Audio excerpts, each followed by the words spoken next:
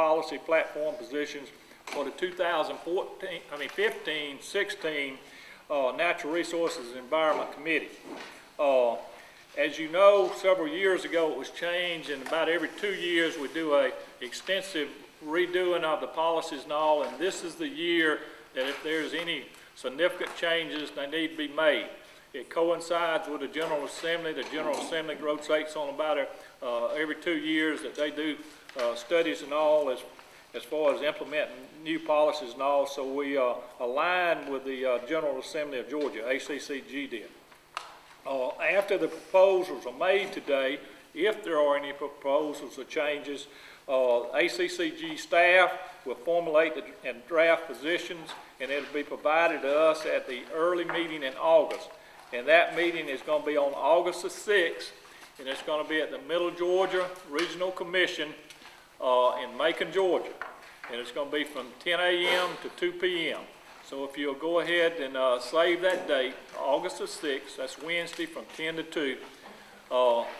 If you will do that, that's the next time we'll get together as this committee to formulate the final policy to send on. The next thing on the agenda today is going to be our speakers, and it gives me an honor and a pleasure to introduce this first speaker. He is a friend of mine. He's already said he's from Perry, Georgia, in Houston County. But he's also not only a friend of mine, but he's a friend of the state of Georgia. I can tell you that Senator Tolleson and I confer quite often while he's in session, and we may not always agree on certain issues and all, but he is always willing to hear my opinion and hear the opinions of other people as well. I think he does his best to try to do the right thing in the overall view of things. And I have somewhat been his ear from time to time on certain issues that's before the Association of County Commissioners, and he's been very responsive.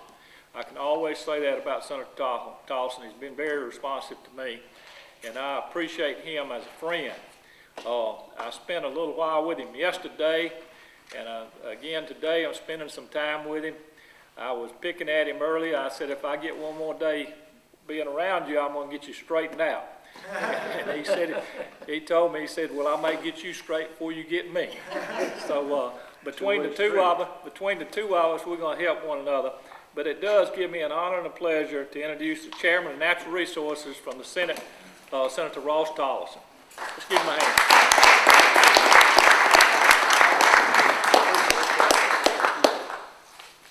Mr. Chairman. It's great to be with y'all today, it really is, and I want to say, Gail, it's good to see you down here in God's country, and yeah, we got you out of the crowded traffic in Atlanta. You come on here and you might have to sit through one red light down here, but it's always good to see you and appreciate your hard work with EPD. I'll tell you too, I work real good with Todd in the Capitol. He's always good about getting there and letting you know what's going on, and giving you a heads up instead of finding out later on, and that's what we like. We like to have a heads up. That way you can go ahead and be working on whatever the issue is and dealing with it, and working with people to come to a good conclusion on the issue. And Todd, I appreciate you letting Tom come. I mean, I think that's great to see Tom. Tom, you need to make sure Todd's at your meeting. Always welcome. All right. Well, that's good. But y'all are both great to work with, and you're very respectful people. And, you know, at the end of the day, you work together to find solutions. And when I first got elected in 2002, I can't say that the counties and the cities worked together too good, but a few years later, everybody started working together. Well, when you work together, you actually can find solutions to problems. And I think that that's what's occurred in the last 5 or 6 years has been real good, working with both the GMA and ACCG, and it really has. We always have an interesting session. They're all just a little different, and we had quite, from a state perspective, we have to work on water policy in this state. We worked hard the last decade. Ever since I got there, I've been in the throes of the water policy work in the state. And if you want to have a good economy in this state, you'll work hard on water policy, because you don't have water, you don't have an economy. And, you know, there's a real good, strong balance to that.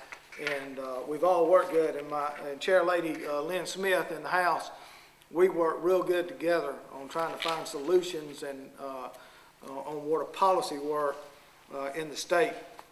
I'll mention just a few bills that we had this year. They're more than what I mentioned, but I'll mention some. In the Flint River Basin bill, Senate Bill 213 that we passed, it is one of those bills that Southwest Georgia has got issues. And so we're trying to help deal with those issues and making our water policy down there to where they're more conservation minded and they're able to use water, but also you know, have a conservation mind on you also. Because if you don't, then the courts are going to dictate that policy to you.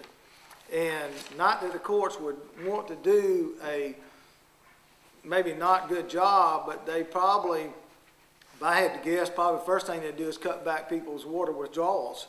And that would be devastating to agribusiness in Southwest Georgia and to other businesses there. So what we try to do is go in and manage this process. And the state of Georgia is so different. I mean, you got the mountainous North Georgia region. You get in here in central Georgia and you've got aquifers, and then you get on coastal Georgia and you got different issues down there.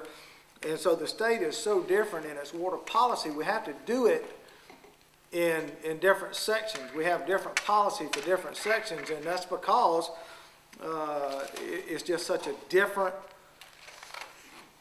water policy world here in the state of Georgia. So I'd love to not have to deal with any of it, but at the end of the day, that would be devastating to the state of Georgia and to the state of Georgia's economy. So for the last really 12 years that I've been there, we've worked real hard.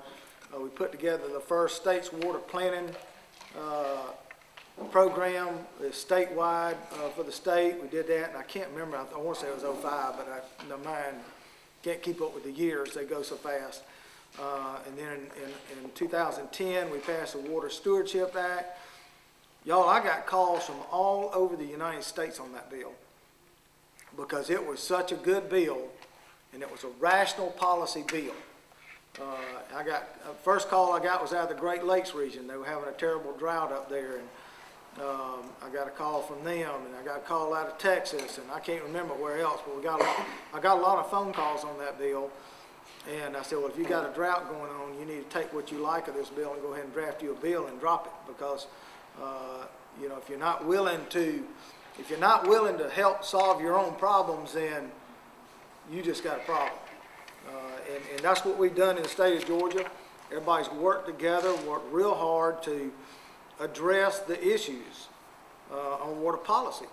And it's not been fun or easy. But we're going to continue that march down that road, because we want to make sure that this economy stays strong. And if we ever get into trouble with water policy in the state of Georgia, it will be devastating to our economy. So Senate Bill 213, the Lower Flint River Basin bill, was just making that a more efficient water policy bill for the Lower Flint River Basin. And I've actually said, and I told Judge Turner and them that I'd like to look at the Upper Flint too, and make sure that we're doing what we need to do there also, because we need to make sure that we look at everything and don't just assume anything, because it's very difficult for the state. Another bill that we passed, Senate Bill 296, was the Jekyll Island bill. I chair the Oversight Committee on Jekyll Island, and I worked with Jekyll Island Authority, the Georgia Conservancy. Pierre Howard was great to work with, and in 2007 we passed the Redevelopment Act for Jekyll Island, and that's having a really positive impact on Jekyll Island. We have a new convention center there. They tore down an old hotel and built a couple of new hotels. tore down the old town center and gonna fixing to go up with a new town center. And this is gonna bring conventions back to Jekyll Island. But then this year, what we did on the Jekyll Island bill is we took away the percentage of developable acres on Jekyll Island, because you can figure that percentage in different ways.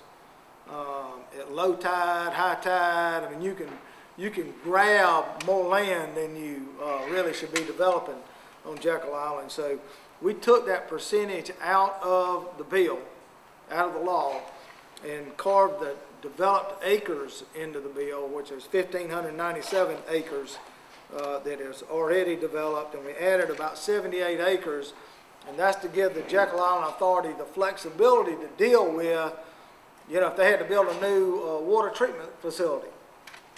They might need a few acres to do that. So we've given them about 78 acres to use over time and make sure that they can keep Jekyll Island moving forward.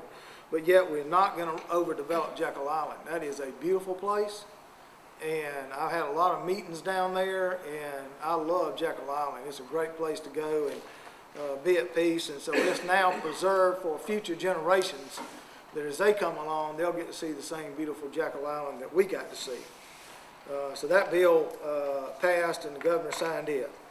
Senate Bill 299, Watershed Protection Standards. This bill clarifies and allows local governments, it's kind of giving back to local governments their ability to develop and submit their own plans of watershed protection, and have EPD and DNR sign off on those.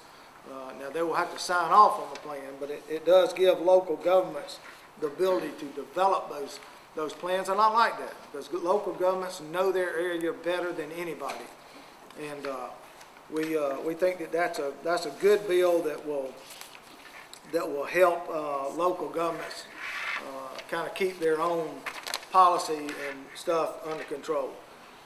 Senate Bill 333. If you had a property owner had a piece of property put on the hazardous site inventory list, what this bill does, it gives that person the right to have a hearing before an administrative law judge for a hearing. In other words, you can say that I really don't think my piece of property should be on that, so I get to have a hearing. And I think everybody should have that right to have that hearing. That doesn't mean you're going to win the hearing or you're going to lose the hearing, but it does give you that right to have that hearing, and I think that the citizens of the state of Georgia deserve that right. Something that I work hard on too is energy policy. I'll be in North Dakota in June on more energy meetings in North Dakota, and we passed an alternative fuel vehicle tax credit this year, and it's really for medium duty and heavy duty commercial vehicles. And the reason behind that is to try to transition fleets over to natural gas or other alternative fuels. And we just did a ribbon cutting, I'll say a month ago, I can't remember, it all runs together, here in Perry on the interstate, of a fueling station for natural gas for trucks. And when you look at natural gas, the country has got a lot of natural gas. And that's our energy source. We need to use that and not liquefy it and ship it overseas. If we got energy problems, then we need to be smart about using our own energy. So I think that that's going to help out a lot. We did that ribbon cutting on that station out here. Frito-Lay is going to use a lot of the natural gas out there and fuel there. So you'll have companies like that start to use that. When you live in an area like this with Robins Air Force Base, air quality is extremely important.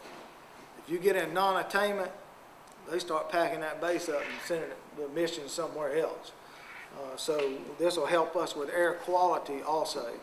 And when I'm sitting in Atlanta looking at the traffic bottled up on the interstate, which is right regular, I think about how if a lot of those trucks were on natural gas versus diesel, and how much better the air quality would be in the Atlanta region there too. So we hope to continue to grow that use of natural gas in this state, and make sure everything's a balance. You can't overdo it, but you can't underdo it. So you gotta meet that balance out there. House Bill 549 was a water emergency response bill, and that's a great bill that EPD and all is gonna be great in helping us with. And a lot of it came out of the Ogeechee River incident that happened, it's a couple years ago now, I think. But if there's a spill in a river or something like that, they're gonna have a system put in place from the local level up that has an instant response to the issue. Because when you have a spill that's hazardous to people downstream, then you need to respond quickly. And that's what that bill is gonna set up, the ability to respond to spills a lot quicker. We also renewed the House Bill 908, the tire fee, and that for the Solid Waste Trust Fund, and we renewed it for 5 more years, and that's really important. I mean, it's, you know, when you buy tires, you pay $1 fee on each tire, and that goes to help clean up scrap tire piles and things like that around the state. So we feel like that is very, very important. We had a bill that was in committee the last day possible to have a bill in committee pass out, and it's Senate Bill 306, which was Senator Liggins' bill from, he's from down in the Brunswick area, and it's dealing with coastal Georgia and aquifer storage and recovery. And it was the last afternoon possible to have a bill. So we listened to Senator Liggins present the bill, but there was nobody there signed up to speak to the science on the bill, okay? So I want the committee to understand what they're voting on, and that's extremely important. You don't want to make an emotional vote one way or the other. And what I want is the committee to understand what they're voting on. So I sent it to study committee, and we're going to have a couple of meetings this summer on it. One probably over on coastal Georgia and one meeting in Atlanta. And we're going to have people talk to the science on the aquifer storage and recovery, and then we'll vote on that bill when we come back in session. But I had a guy write a letter to our local newspaper from down in Brunswick saying that I was a bad guy for sending it to study committee. I just wanted to kill the bill. I don't send stuff to study committee to kill a bill. I send it to study committee so that we can learn what's in that bill, learn all the information about it, and then have the committee vote on it. That's important. It's really important. And he said I was not a leader in the state of Georgia because I sent it to study committee. Well, actually, I was showing leadership by sending it to study committee, and I told Senator Liggins that he would be on that study committee and that we would hear the bill, study the bill, and then take a vote on it during this next session. So anyway, Senate Bill 306 is not dead. He'll have to reintroduce it because we're going into a new term, but he can reintroduce the bill and we'll hear it in the first part of the session. And if I may, Senator, add to that, in previous years, y'all had passed temporary 3-5-year moratoriums, I believe, on aquifer storage recovery on the coast. If I'm not mistaken, this bill would have been statewide and would have been an indefinite period. Well, this bill, that bill was dealing with the coastal region, but it was forever. Okay. Now, when you say that you're going to ban something forever, and you get into rapid growth on the coast, and you get into a long drought session on the coast, you can cause yourself some problems. I mean, I'm not saying that it would ever happen, but I'm saying that it very well could happen, and you can't read the future. 25 years from now, I don't know what's going to be going on. If you're that good at reading the future that good, you probably can make a lot of money doing something, fortune telling. But anyway, I think that we need to be careful about that, and I'll talk to Senator Liggins, and I think a 10-year moratorium or something like that is smarter than a total ban forever, because you don't know what the future is going to bring. And then in 10 years, if things are fine, you can, ban it for another 10 years or something. But anyway, I think that those are issues, and we will deal with that Senate Bill 306 again in this next session. But we're we work hard, and my whole goal is to try to be a rational human and try to be that balance, because a lot of these issues are so tough that you gotta use your head and not your emotions and try to meet that balance, you know.